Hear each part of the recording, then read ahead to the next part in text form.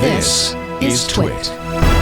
And yes, if you didn't know, Samsung just held its holding its Galaxy Unpacked event, and Samsung introduced a full refresh of, we just talked about it, foldable phones and smartwatches. To be clear, smartwatches not foldable, just the phones are foldable. With slimmer designs, brighter displays, and a deeper infusion of Gemini AI. Leading the charge, the Galaxy Z Fold 7, the Z Flip 7, joined by a budget-friendly Flip 7 FE and 2 new Galaxy watches. But the biggest trend from this event wasn't hardware. It was how AI is being used to reshape the way these devices feel, respond, and even look. Starting with a Galaxy Z Fold 7, it's thinner, it's lighter, and no, it doesn't have an S Pen. It's Samsung's thinnest and lightest foldable to date at 8.9 millimeters folded, weighs just 215 grams. It did drop the S Pen support in order to slim down the design. So in order to make the screen thinner, removing that digitizer, that makes for the thinner build. It uses a titanium frame with the new flex hinge for better durability and a less visible crease. And the display size has actually been bumped up to 8 inches. Internal upgrades include a Snapdragon 8 Elite chip and a much bigger battery. The camera system is led by this is always so wild to me, 200 megapixel main sensor and updated selfie cams. They're no longer under the display. And it starts at about $2,000. It comes with Android 16 out of the box and is shipping soon. In the CNET piece, they said part of the reason the new foldable is so slim is that the company was free to remove that digitizer that was needed to process stylus inputs. Now, I had hoped to have someone on the show to talk about Samsung Galaxy Unpacked. When I reached out to people and everybody was there at the event, or I had one person who was stuck at airports with storms after the event. So it was rough to do that. So that's why I'm giving you a nice little summary here. There was also the Galaxy Z Flip 7, which is bigger inside and brighter outside. The flex window now stretches edge to edge. You've got thinner bezels, and the brightness gets up to 2600 nits. The internal screen is 6.9 inches and has better water resistance as well. With a 50 megapixel main camera, 10-bit HDR processing, built-in Galaxy AI features, including something called the Now Bar and the Now Brief, which can give you kind of up to the moment information about your calendar and all that kind of stuff. And it starts at $1,100. And then there's the Z Flip 7 FE, which is a foldable for the rest of us. A budget take on the Flip 6. It's got trimmed down specs. It's got Galaxy AI, don't you worry, or Gemini in this case, and comes with the Exynos 2400 chip. Smaller battery, fewer display flourishes, and you can only get it in white or black, but it's $900, so that makes it incredibly affordable in comparison. And then I want to mention real quick the Galaxy Watch 8 and Watch 8 Classic. Thinner design, squircle shape, brighter AMOLED display with 3000 nits of brightness, bigger batteries, and it has this feature that's kind of interesting. It's called an antioxidant measurer. Uses the watch sensor pressed against your thumb to kind of give you insights, allegedly, into what you might need for antioxidants. So, getting rid of those free radicals. And the Watch 8 Classic brings back the rotating bezel, available in 46 millimeters only. So let's talk a little bit about these devices. One thing that I've found interesting in the watch lineup in particular is how companies are, because we've kind of laid the foundation, right? You've got a watch that gives you notifications and then also tracks your basic health metrics. So how do you make things that are new and stand out? It seems like features like the antioxidant measurement are perhaps something to make it stand out. the usefulness of that, I don't know. But yeah, I mean, what do you think? Do you wish that the Apple Watch had a rotating face on it and an antioxidant measurer?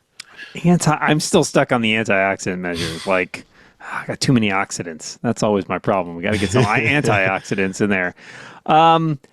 Yeah, I don't know. There's always a question, especially as they add more of these sensors, like how useful are they, right? I mean, we have seen stuff like blood oxygen, for example, is a good, was it useful? It has its applications. There were some questions about reliability, right? And whenever you have questions about reliability related to health and wellness features, you really start to ask some deeper questions about whether or not those things are useful if they're not reliable.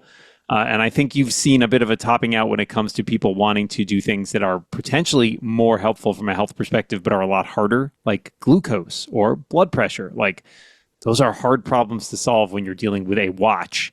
And in the meantime, if we can find a way to, measure antioxidants by putting your thumb against it, how many people are going to take their watch off every day to check the antioxidants by putting the thumb against it, right? Yeah, and what am I really I don't find that particularly plausible. That's my feeling.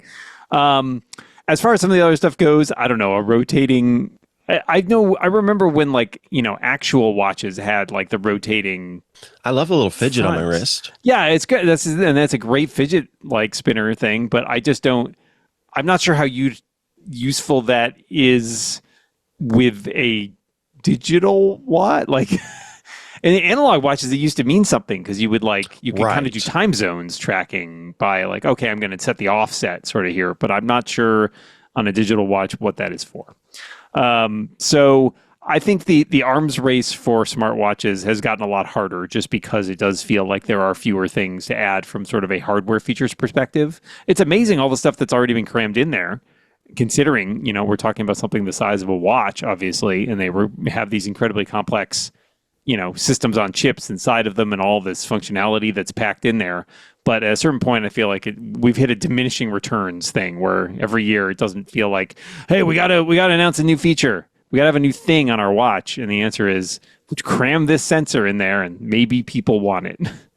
Yeah, that's what it's feeling like, and it's trying to find sensor options that aren't going to get you sued and have to have the feature patents, removed. Yeah. No, I've never heard anyone who has a patent on antioxidant detection. So good work there. I do think that I've heard from the everyday people who are maybe not as techie, who seem really enamored of the idea of a not with the watch but with the foldable mindset, and kind of going back in some ways to that flip and fold and all that jazz. I remain skeptical in the sense of if there's this potential for the display to end up having a crease in it and it doesn't last as long as one would hope. That doesn't seem worth it. And I'm also sort of, I'm put off by the idea that when I fold it in half, it's 2 times as thick as it was when I already, it doesn't solve the problem. I am laughing a little bit also at these pictures of the Z Flip 7 and the Flip FE, because those little displays on the outside with the little like widgets on them could not look more Apple-like. I'm sorry. They are very, very Apple-like. Incredibly Apple-like. It's fine. Whatever. I think you're right. I don't know. It seems to me that the ones that fold like old school style, right? Like our old flip phones used to be, where they fold open, like top to bottom. I don't see the utility in that one. That one strikes me as kind of strange because you have this little like widgety screen on the outside, and then you flip it open and it's like a normal phone on the inside. But as you pointed out, it's twice as large and thick. It's like a big, thick wallet you're carrying around with you. The ones that fold sort of side, like book-like, I think are more interesting, if only because the idea that sometimes you might want something that has a larger screen. Like, oh, you know what? I'm watching video. I'm on the plane. Like, isn't it cool that I can flip this open and watch on a larger screen? But I think one of the things that's held that back on the Android side has been the Android tablet interface. Like, a lot of apps are not designed, because Android doesn't have a huge tablet market. Like, a lot of the apps are not designed for tablet sizes. So I think that's held that back a little bit. The hardware might be there, but the software isn't ready to quite support it. And to your point, depending on how visible that crease is, it may or may not impact the utility of that larger screen. And again, how thin can you get it? This is one of the rumors about that iPhone 17 Air we discussed earlier in the show, is that by making your base phone thinner, if you slap two of them together to get a foldable, it might be more palatable when you fold it together. So it's interesting, and they keep pushing it forward. But I think right now it's still perhaps more of a solution in search of a problem. Absolutely. Well, there was one other announcement that Samsung made that kind of stuck out, which is that Samsung Wallet has added buy now, pay later support. We've seen that kind of hit the swath of the wallet era or wallet section in terms of Apple adding buy now, pay later options. And now Samsung joins the fold, as it were. I see what you did there. Haha.